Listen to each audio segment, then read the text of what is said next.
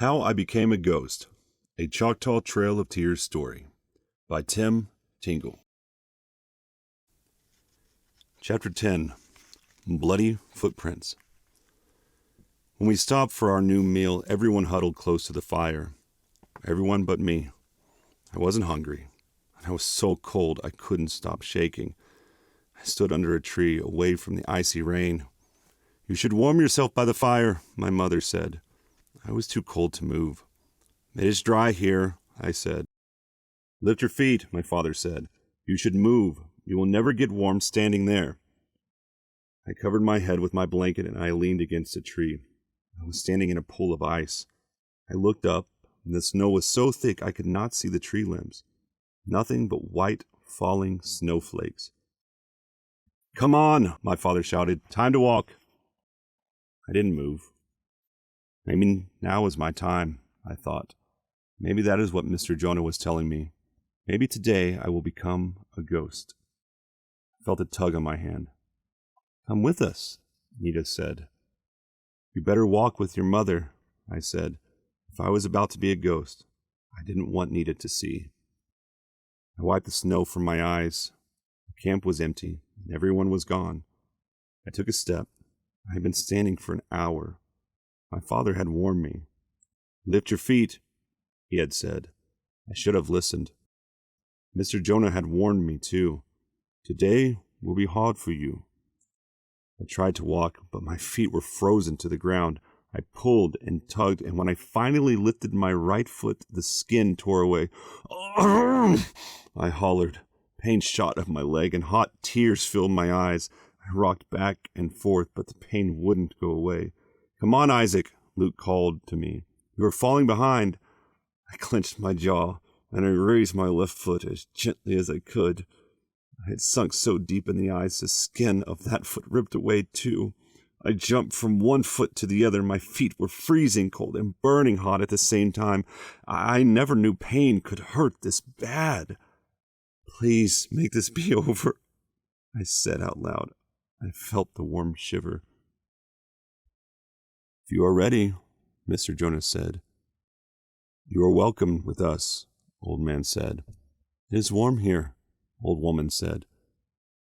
I closed my eyes and wished everything to go away. When I opened them, I saw everyone had taken a blanket. Choctaw children, boys and girls, and men and women too. They all stood before me, floating in a puffy white cloud. No one wore any blankets, and their swords were gone. The sun shone on a beautiful blue sky.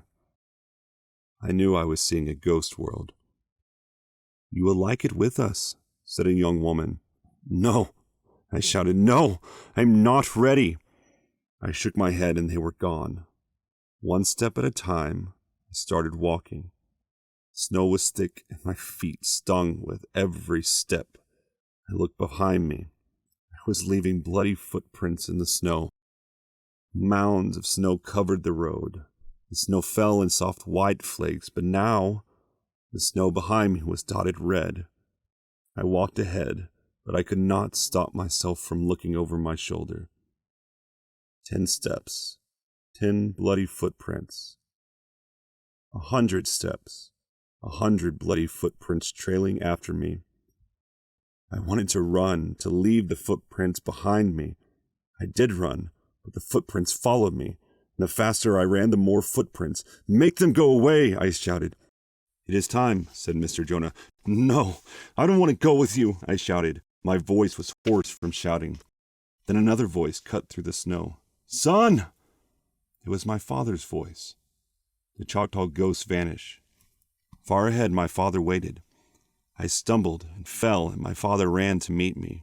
He picked me up and held me close.